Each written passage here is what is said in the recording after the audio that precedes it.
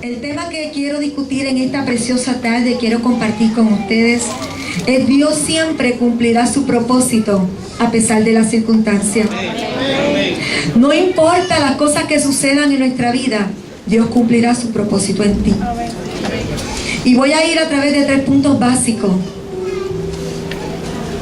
3 cosas que debemos tener conocimiento para que el propósito de Dios se cumpla. Y el primer punto se encuentra en ese primer versículo. Haga yo misericordia. Siempre tiene que haber una persona que tenga misericordia. Siempre tiene que haber alguien que se mueva hacia el propósito de Dios, para que ese propósito sea cumplido.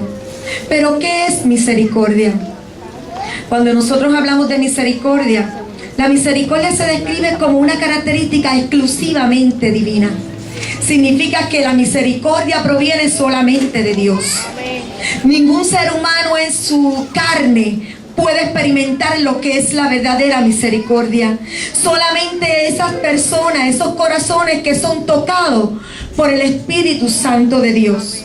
La misericordia, según Holman, es consideración que posee una persona frente a una condición y necesidades de otra.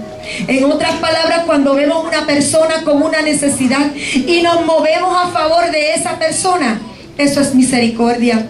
Misericordia no es mirar hacia arriba, no es mirar hacia abajo, no es mirarme en mi interior constantemente, sino es mirar la necesidad del que tengo de frente. Eso es misericordia.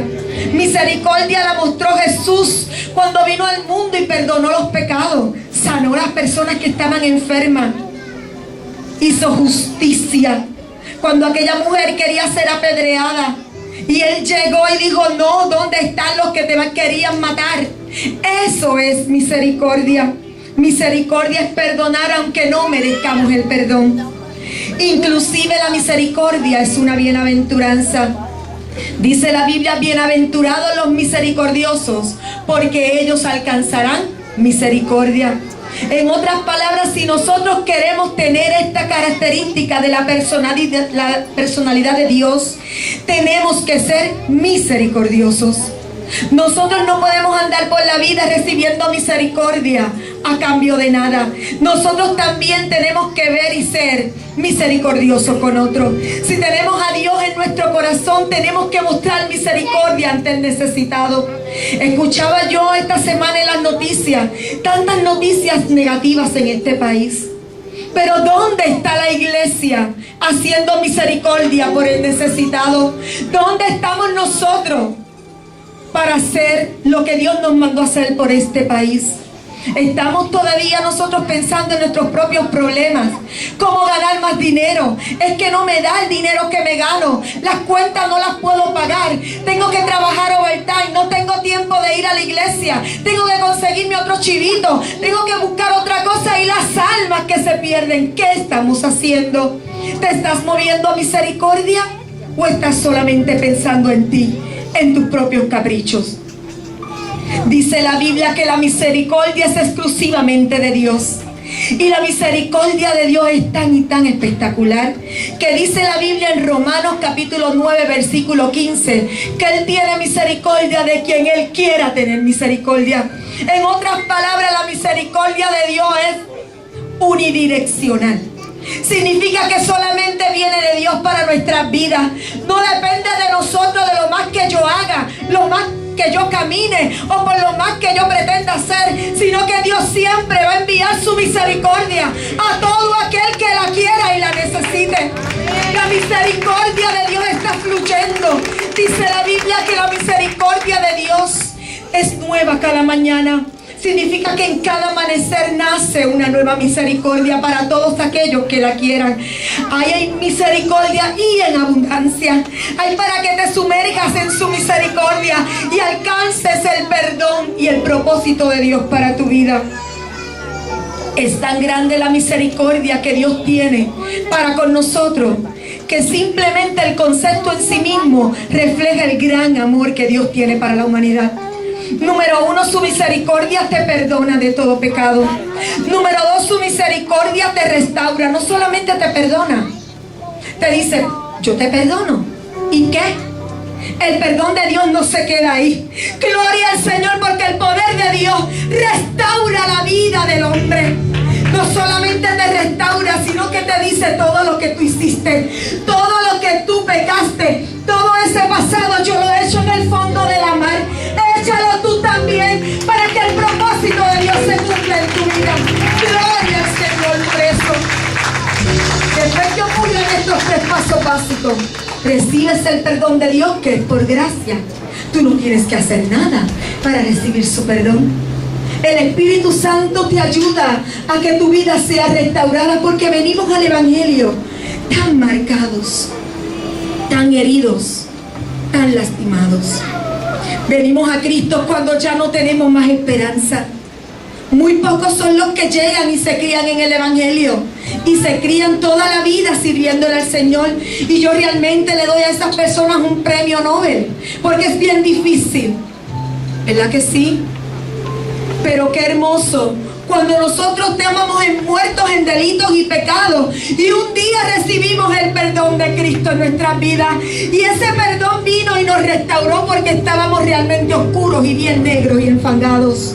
Y el poder de Dios es tan y tan grande que te levanta y te restaura y te quita esa careta que tenías por tantos años y te pone un nombre nuevo. Ni tan siquiera yo me llamo Nitza en el cielo, yo no sé, Él me puso un nombre nuevo. Así que gloria a Dios por eso, y por ese nombre seré llamada. Y tú también tienes un nombre nuevo en el libro de los cielos. Allí tú serás llamada como hija de Dios. Ahí tú serás llamada como pertenencia del Señor. No tengas temor. Dios cambia toda nuestra vida. Dios nos restaura y nos levanta. Si Él olvidó lo que tú hiciste, olvídalo tú también.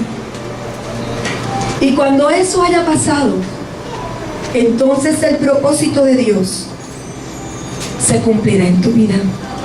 Pero mientras arrastres los recuerdos del pasado, mientras no permitas que Dios restaure tu vida, mientras no permita que Dios obre en tus cosas personales, el propósito de Dios está incompleto.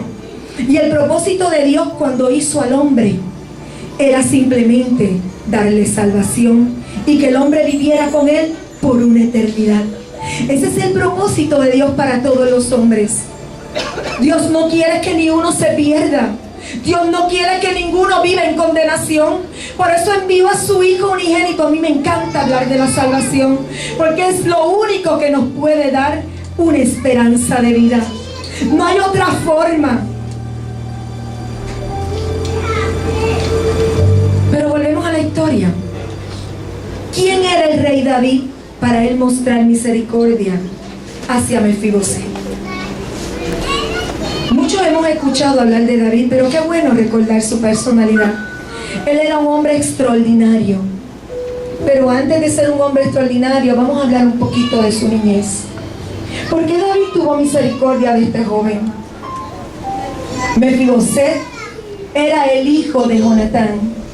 Y Jonatán era el mejor amigo de David. Y Jonatán era el hijo de Saúl. Y Saúl era el mayor enemigo de David. Eso es un preámbulo histórico. Pero ¿quién era David? David era un joven. Él era un joven y era el más pequeño de la casa de Isaí. Isaí tenía como 7, 8 hijos. ¿Y por qué lo digo? Porque cuando el rey Saúl pecó contra Dios y Dios lo desechó, el profeta Samuel fue a la casa de Isaí, donde Dios le envió y le dijo: allí está el rey, el próximo rey que va a gobernar al pueblo de Israel. Y dice la historia que Isaí se sintió muy orgulloso y presentó sus hijos más preparados, los más fuertes, los que tenían ya todo hecho. Eran guerreros, eran hermosos, eran grandes. Eso era lo que veían sus ojos, ¿verdad que sí? Y era tan y tan impresionante el orgullo con el cual Isaí presentó a sus hijos, que se le olvidó que él tenía un querendón en el campo, que él tenía el más chiquito, ¿verdad? El que nosotros lo mimamos mucho, el que a nosotros nos encanta darle todo. Pero David estaba allá en el campo y él se le olvidó que tenía un muchachito. Tanto se le olvidó que tenía un muchachito que el mismo profeta le dice a Isaí: pero ¿y tú no tienes más muchachos? Porque es que ninguno, Dios me ha dicho a mí, ¿verdad? El buen puertorriqueño, Dios no me ha dicho a mí que es ninguno de estos. Ellos todos están capacitados y cualificados, tienen todas las herramientas, tienen la palabra, ¿verdad? Tienen el poder, tienen la autoridad, son valientes, ¿verdad? Todo lo que uno busca en un rey. Pero Dios no miraba eso. Y el profeta le dijo: ay, tú me perdonas, Isaí, si fuera por mí, yo escogería a uno de ellos. Pero el detalle es que yo no vengo por mí. Yo tengo que hacer lo que Dios me diga, porque si no, Dios también a mí me va a desechar. Así que búscate a otro, porque algo tú tienes por ahí que tú tienes escondido. Y vino el padre y dijo: ah, sí, yo me acuerdo ahora. Era un hijo que no era reconocido por sus padres. ¿Cuántos de ustedes han nacido así? Así que David también tenía sus problemas familiares. No era importante en la familia. Llegaba una persona importante y ni tan siquiera lo llamaron a comer ni a cenar. Porque de acuerdo a la cultura, después que ocurre, ¿verdad? Porque llega el profeta, claro, la historia de la Biblia dice que rápido fue al asunto, ¿verdad? ¿Qué fue? Pero se supone que hayan comido, que le hayan ofrecido, y en ningún momento llamaron a David. Imagínense ustedes que a su casa vaya la persona más importante y que usted esté encerrado en su cuarto y en ningún momento su padre haya ido a tocar a decirle: mira, fulanito está aquí, el pastor está aquí. ¿Cómo usted se va a sentir, joven? Pues así se sintió David. Se sintió menospreciado, pero él no le importó. Cuando el profeta ve a David y Dios le dice: tú a la verdad mira lo que tienes de frente, pero yo miro lo que hay en el corazón. ¿Por qué David fue escogido como rey? Él era un pastor de ovejas. Quiere decir que él siempre estaba apestoso a animales. No era un joven que impresionaba, pero era un joven valiente, amaba a los animales. Y esto es un paréntesis. Nosotros como seres humanos no podemos maltratar los animales. David amaba a los animales, cuidaba sus ovejas y era un joven valiente, porque dice la Biblia que él se enfrentó a animales furiosos y animales salvajes por proteger a sus ovejas. Era un joven con un corazón fuerte. Y no solamente eso, después que es ungido como rey, y dice el profeta que él era de hermoso parecer. Cuando un hombre escribe que otro hombre es hermoso, es porque verdaderamente el muchacho era guapo, era bello, era alto, sobresalía sobre los demás. Era una cualidad que tenía el rey David. Pero eso no era importante para Dios, pero es importante que lo sepamos. Eso le trajo, ¿verdad?, otras cosas en la vida. Pero cuando es ungido como rey, no cogió la unción para llenarse de orgullo. Luego de eso lo llevaron al palacio porque él tenía un don. Y escúchenme, todos los que tienen dones aquí. Él tenía el don de tocar un instrumento. Y el instrumento que él tocaba era el arpa. Y no solamente tocaba, él cantaba. Él era cantautor, se escribía lo que cantaba. Pero él no lo llevaron al palacio a cantar. Él solamente lo llevaron al palacio a tocar. Pero yo no sé qué tenía David cuando tocaba ese instrumento. Que cuando él tocaba, la presencia de Dios bajaba. Y los demonios que atormentaban al rey Saúl tenían que salir corriendo. ¡Aleluya!